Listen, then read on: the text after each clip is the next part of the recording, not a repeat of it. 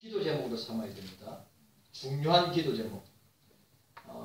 그 다음에 오늘 우리 경기 북부노회는 서남아시아 지역, 인도, 네팔, 방글라데시, 파키스탄 그 주변에 서남아시아 지역에 있는 나라에 선교하고 있는 우리 선교사님들을 위해서 기도하고 구원합니다. 그래서 서남아시아 인도니까 우리 이남재 선교사님이 해당되죠. 그래서 여러분들 생각날 때마다 꼭 기도해 주시고 특별히 우크라이나를 위해서 기도해야 됩니다. 성명서 제가 우리 한교총이죠. 한국교회 청년합회가 어저께 이 총회에서 고신총회에서 제가 석이니까 보내왔는데 성명서를 내한테 보내왔어요. 그래 제가 게시판에 부착할 테니까 보시고 우리가 기도해야 됩니다. 전쟁은 평생 씻지 못할 상처를 남기게 됩니다. 우크라이나나 우리 대한민국이나 똑같은 형편이 있습니다. 기억하시고 기도해 주시고, 대통령 선거는 그리스도인들이 투표를 포기한다. 그거는 하나님 말씀에 불순종하는 겁니다.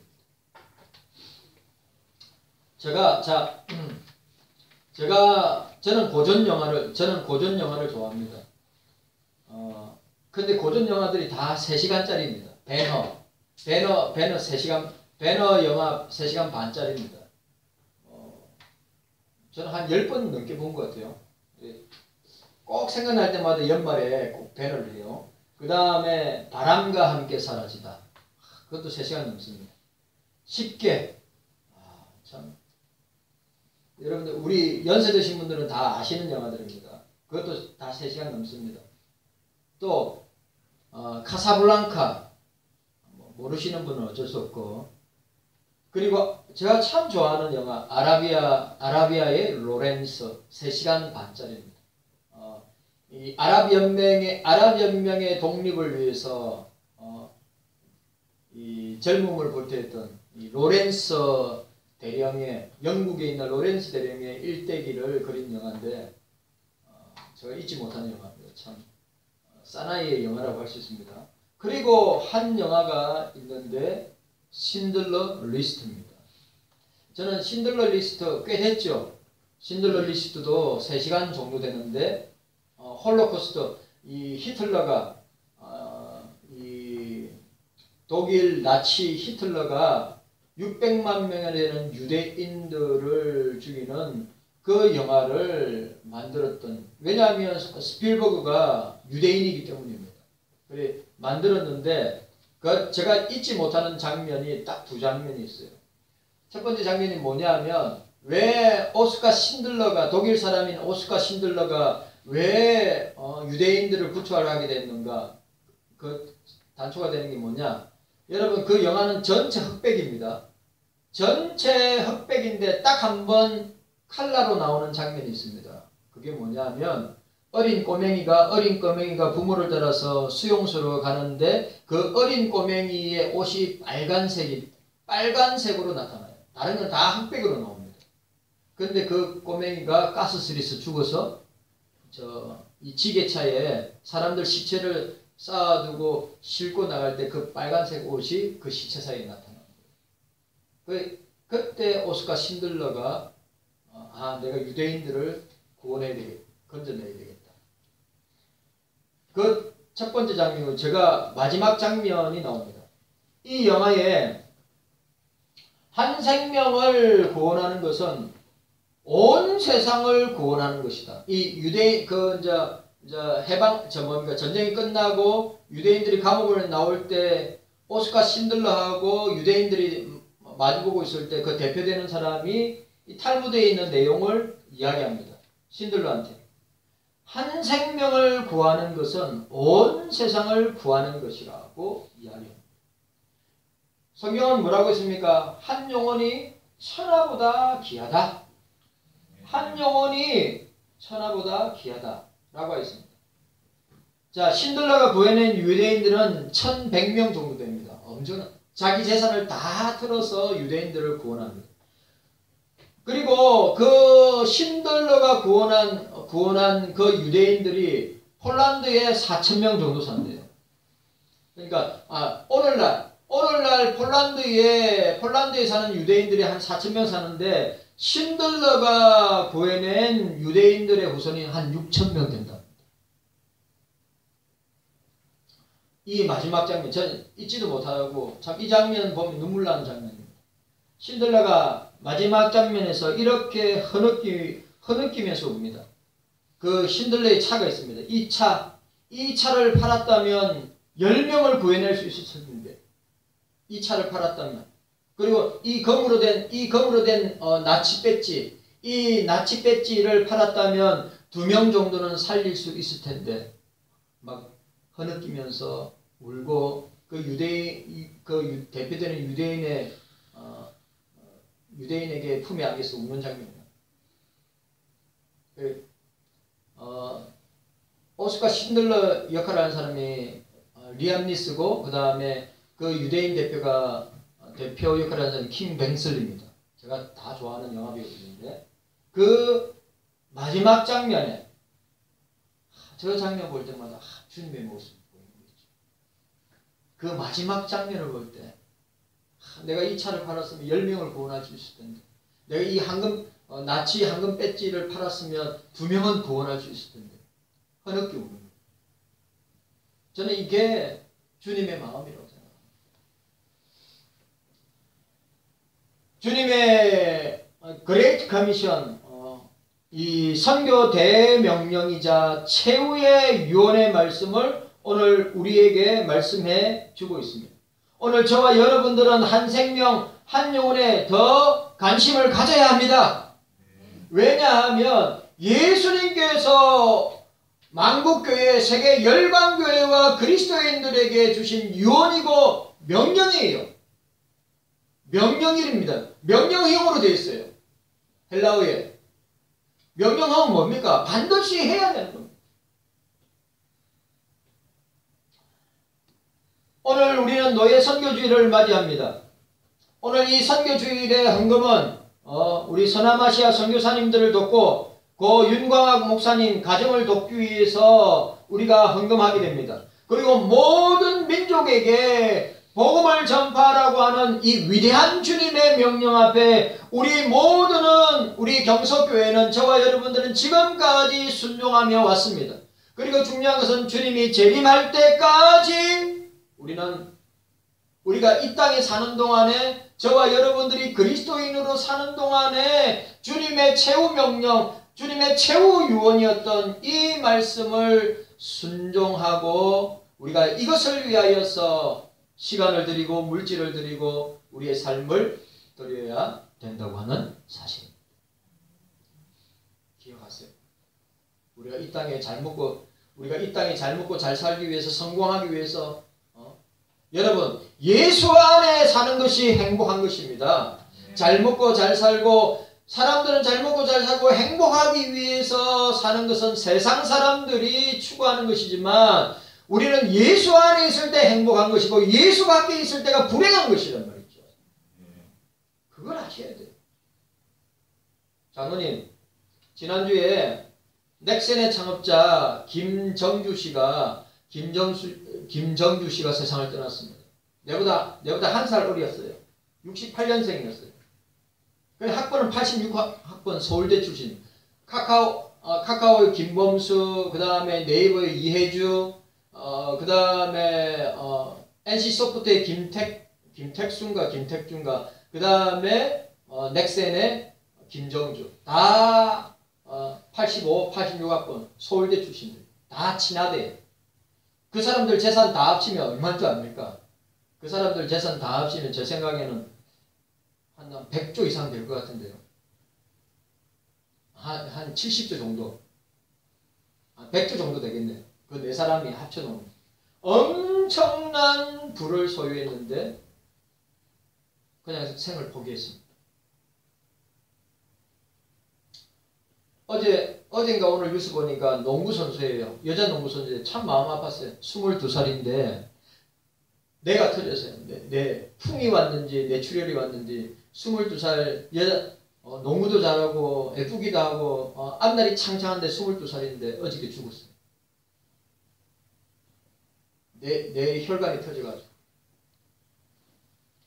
여러분, 저와 여러분들은 언제 어느 때 주님 앞에 부름받을지 모릅니다. 솔직히 말하면 우리는 날마다 늘 우리 유명한 장로님, 박 장로님, 이 교도소에서 사역하는 박 장로님은 우리는 맨날 그분이 하는 말, 우리는 날마다 눈 사형수라고 그랬어요. 날마다 눈 사형수. 그 사실을 기억해요. 여러분, 태어남이 있으면 죽음이 있습니다. 죽음이 있으면 태어남이 있습니다. 중요한 건데, 중요한 것은 우리가 이 땅에 살면서 예수님을 만나야 됩니다. 예수님을 만나야 돼요. 예수님을 만난 사람은 반드시 뭘 해야 됩니까? 주님이 오늘 우리에게 주신 최후 명령, 최후 유언에 우리는 순종해야 한다고 하는 사실. 여러분, 솔직히 말하면 이 선교주일은 365일, 그러니까 52주 선교주일 해도 남이 없습니다.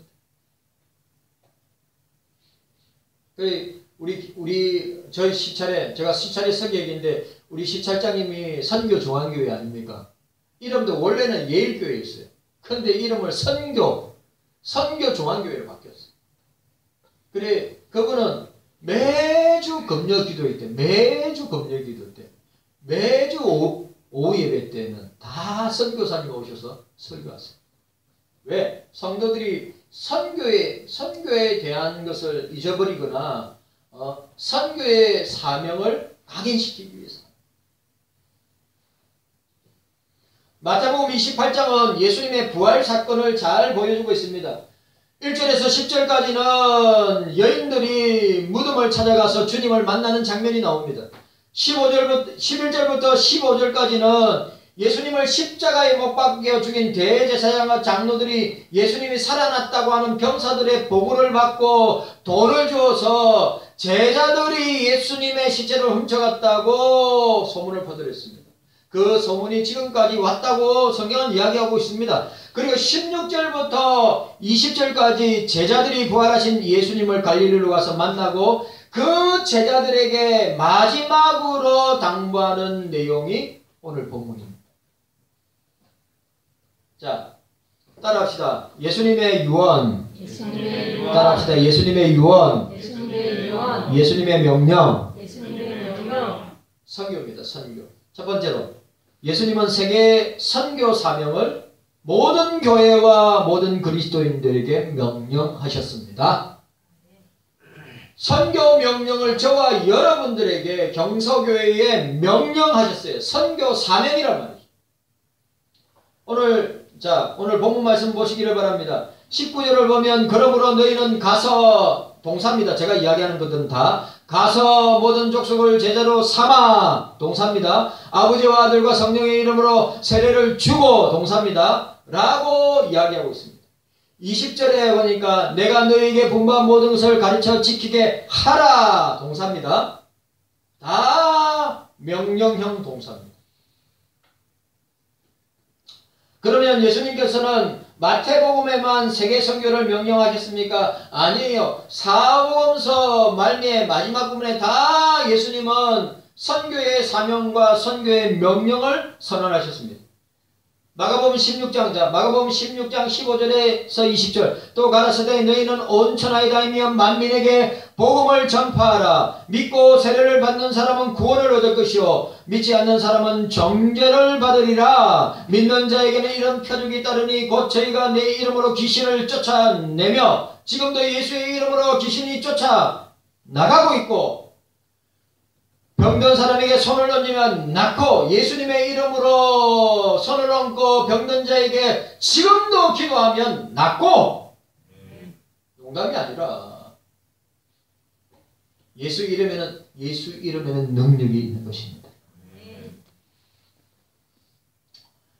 누가복음 24장 45절 48절 이에 저희 마음을 열어 성경을 깨닫게 하시고 또 이르시되 이같이 그리스도가 고난을 받고 제3일에 죽은 자 가운데서 살아날 것과 또 그의 이름으로 죄사함을 얻게 하는 회개가 예루살렘에부터 시작해 모든 족속에게 전파될 것이 기록되었으니 너희는 이 모든 일의 증인이라 말씀하셨습니다. 요한복음 20장 21절에서 22절 예수께서 또 가라사대 너희에게 평강이 있을지어다 아버지께서 나를 보내신 것 같이 나도 너희를 보내노라. 이 말씀을 하시고 저희를 향하여 숨을 내쉬며 가라사대 성령을 받으라. 여러분 성령을 받아야 선교할 수 있습니다. 성령으로 충만해야 선교할 수 있습니다. 예수의 영으로 충만해야 신앙생활을 할 수 있습니다. 여러분 영으로 예수의 영으로 충만하지 않으면 뭘로 충만할 거예요? 육으로 충만해요. 세상으로 충만해요.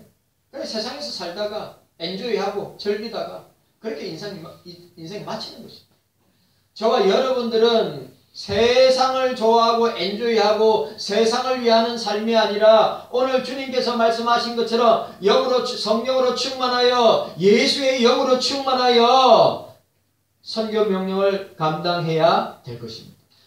사도행전 1장 8절 오직 성령이 너희에게 임하시면 너희가 권능을 받고 예루살렘과 온 유대와 사마리아와 땅끝까지 이르러 내 증인이 되리라. 권능을 받고 동사입니다.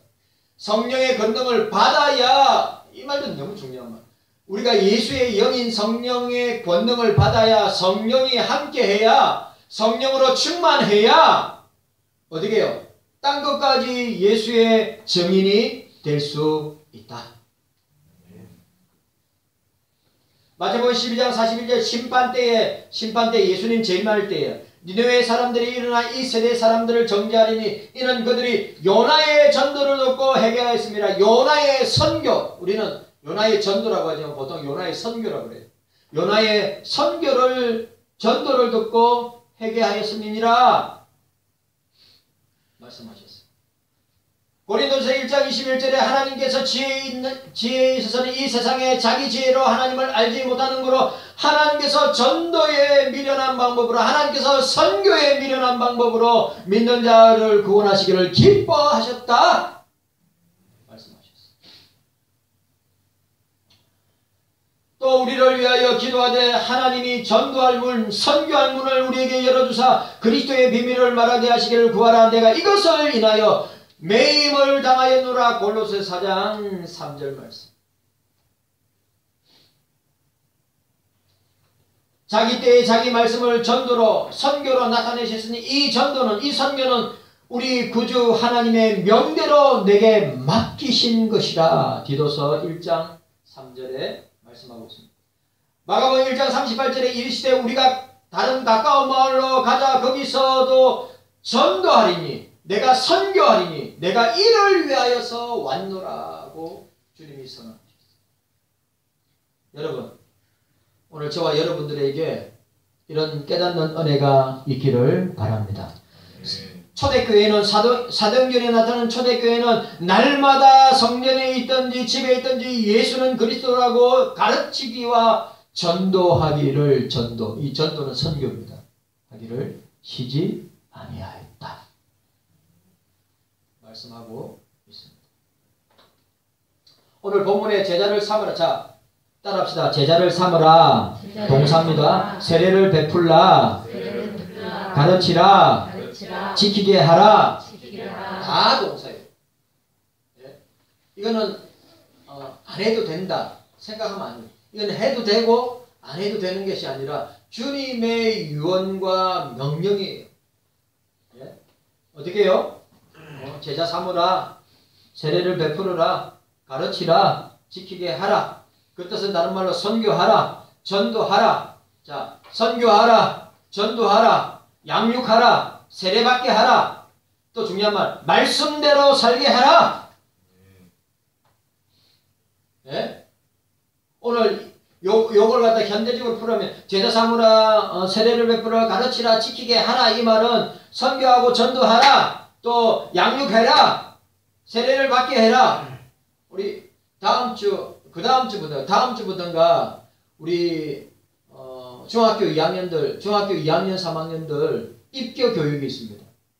이거 왜 입교교회 갑니까? 세례주기에 의해서. 하긴 입교교인들은 입교교인은 뭡니까? 입교교육은 뭡니까? 유아세례 받은 사람들.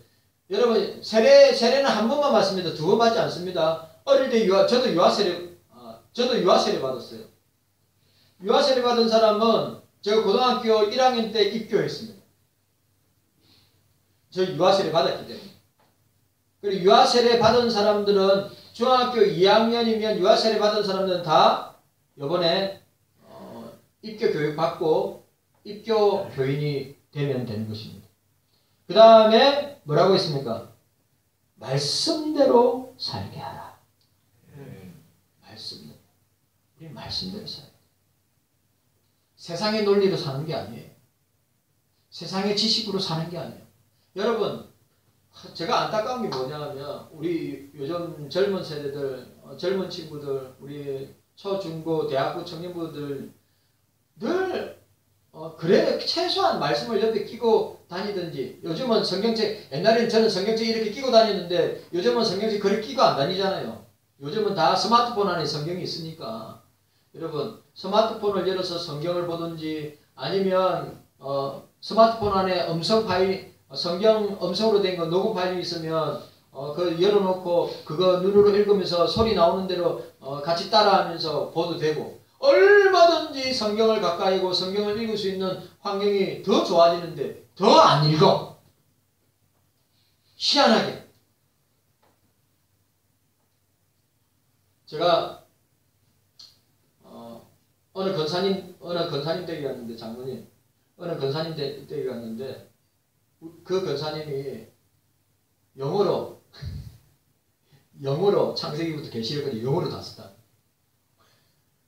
여러분 상상이 가세요? 영어로 창세기부터 계시록까지 써가지고 그걸 노트에다가 딱 목사님 이거 저 영어로 쓴 거예요. 내가 뭐라 했는지 압니까? 권사님 이거 재본해서 한 4-5번 만들어가지고 자녀들한테 유산으로 물려주세요. 우리 박선재 권사님도 창세기부터 계시록까지 그 성경 필사한 거 있거든요. 내가 그랬어요. 재본해서 자녀들에게 유언으로 자녀들에게 유산으로 선물로 주라고. 농담 아니고. 여러분 이 스마트폰 안에 다 있는데 우리가 스마트폰에 있는 게임이나 여러 가지 것들에 중독되지 말고 우리는 예수에 중독되고 우리는 성경에 중독되고 우리는 기도에 중독되고 우리는 예배에 중독돼야 살까 말까. 참말입니다. 여러분 세상에 중독되면 세상에서 살다가 그냥 망하는 것입니다. 멸망하는 것입니다. 이것은 교회가 할 일입니다. 이 땅에 세계 만국 교회가 존재하는 이유는 죽어가는 영혼들을 위해서 기도하고 그들을 주님께로 인도하기 위하여서 전도와 선교 모든 힘을 다 쏟아야 됩니다. 교회가 선교하지 않고 전도하지 않는다면 존재할 이유가 없습니다. 그리스도인들이 선교하고 전도하지 않는다면 존재할 이유가 없는 것입니다. 예수님께서 이 땅에 오신 것은 전도하기 위해서 선교하기 위해서 복음을 전하고 선교하고 전도하기 위해서 주님이 이 땅에 오셨고 제자들을 양육하셨단 말이죠. 예수님의 제자들은 19절과 20절에 분부한 대로 그들은 나아가서 전도하고 선교하는 일에 여러분 주님이 유언했는데 그들이 사도행전 1장과 2장에 오순절 성령 강림이 임하기 전에 그들은 예수님의 유언을 받았는데도 어떻게 해요? 그냥 나가지 못했습니다. 사도행전을 보면 예루살렘에 모여 있을 뿐 그 어느 곳으로 나아갔다고 말하지 않습니다. 그들이 가서 복음을 전하게 된 것은 그들이 복음을 전하게 된 것은 선교를 하게 된 것은 전도를 하게 된 것은 두 가지입니다. 두 가지. 첫 번째로 예수의 영으로 충만함을 받고 그들은 입을 벌려 선교하고 전도하게 되었던 것입니다. 예수님의 십자가와 부활을 전거하였습니다.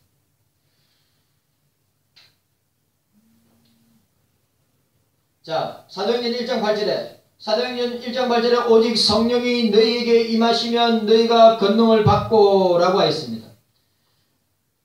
처음에 제자들은 예수 죽인 집단들, 세력, 대제사장과 서기관과 바리새인들, 권력자들을 두려워하고 입을 열지 못하였습니다. 오순절 성령의 임재와 성령의 충만에 의해 그들의 생각과 그들의 태도와 그들의 행동과 그들의 말이 바뀌기 시작했습니다.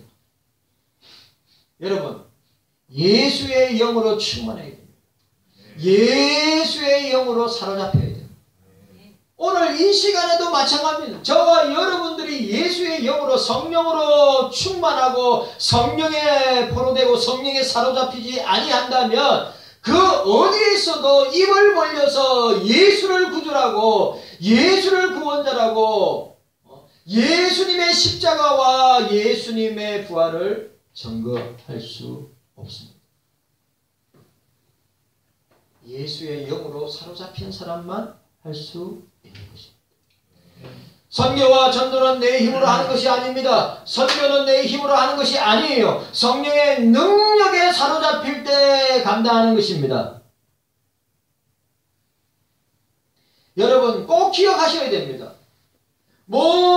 여러분 일상의 모든 일, 주의 일, 교회의 일, 또 직분 맡아서 하는 일, 세상의 모든 일, 가정일, 내 모든 삶의 영역의 모든 일들은 성령의 능력으로 사로잡히고 성령의 충만함을 입은 사람이 감당할 수 있는 것이다 이 말이죠.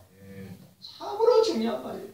여러분 영으로 해야 됩니다. 영으로 해야 됩니다. 영으로 기도해야 됩니다. 영으로 말씀 봐야 됩니다. 영으로 예배 드려야 됩니다. 영으로 공부해야 됩니다. 영으로 직장생활 해야 됩니다. 성령으로 예수의 영으로 사로잡혀야 우리가 세상에서 마귀의 온갖 유혹과 사단의 역사 앞에 이길 수 있지. 예수의 영으로 충만하지 아니하면 백전백패. 농담 아니에요. 예수의 영이 아니고서는 그리스도를 주라 할 수 없는. 여러분 예수 안 믿어지시죠? 윤목사 보세요. 여러분들이 예수가 믿어지지 않는다. 그럼 성령이 여러분들 속에 있는 게 아니에요.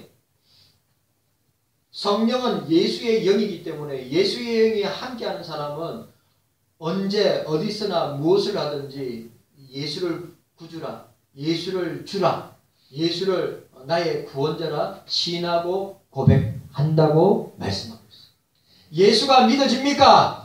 여러분 예수가 믿어지면 예수의 영이 내 속에 있는 거예요. 예수가 안 믿어지면 예수의 영이 내 속에 없는 것입니다. 너무너무 중요한 거예요.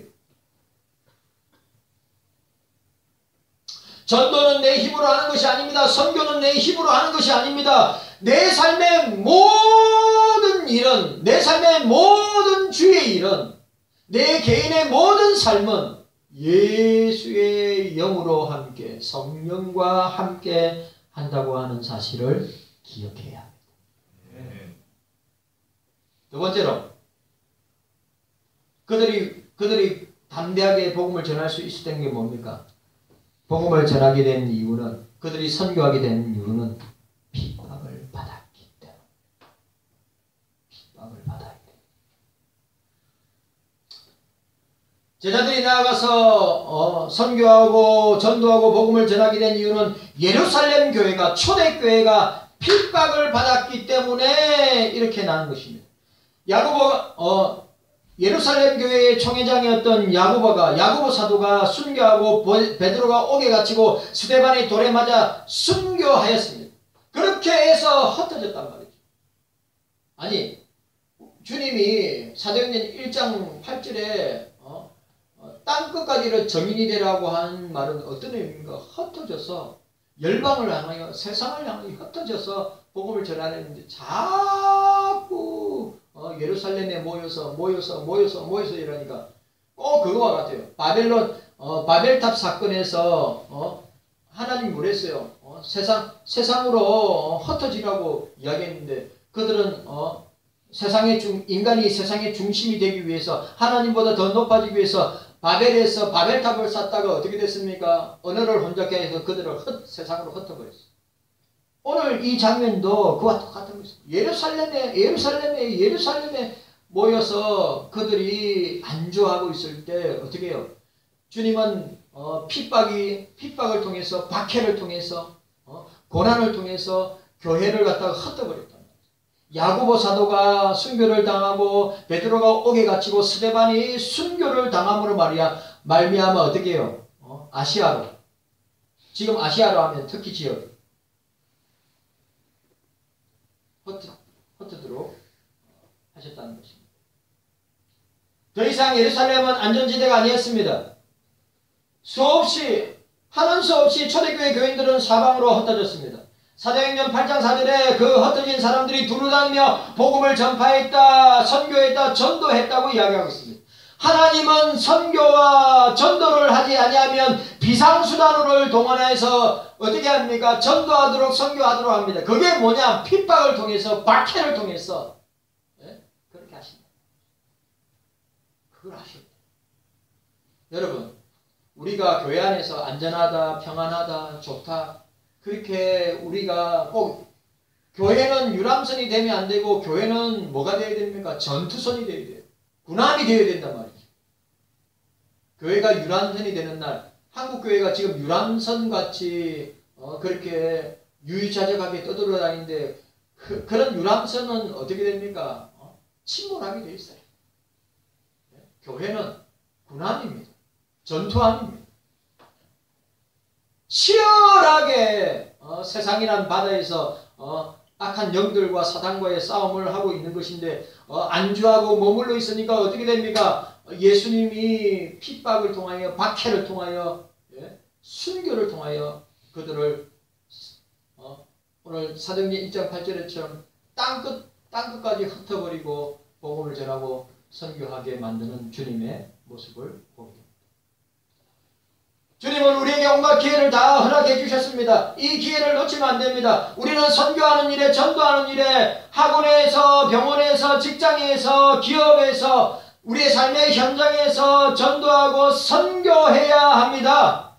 모든 힘과 모든 여건과 모든 시간과 모든 물질을 동원해서 전도하고 선교하는 일에 힘을 다해야 합니다. 이 우리의 사명입니다. 저와 여러분들의 사명입니다. 교회의 사명입니다. 만약에 이 일을 안 한다? 여러분 안주하고 만약에 평안하다 안주하면 주님은 교회와 성도들에게 핍박을 통해서 박해를 통하여서 우리는 3년 동안 코로나를 통하여서 엄청난 핍박과 박해와 탄압을 받았어요. 농담 아닙니다. 진짜입니다. 이유가 있어요.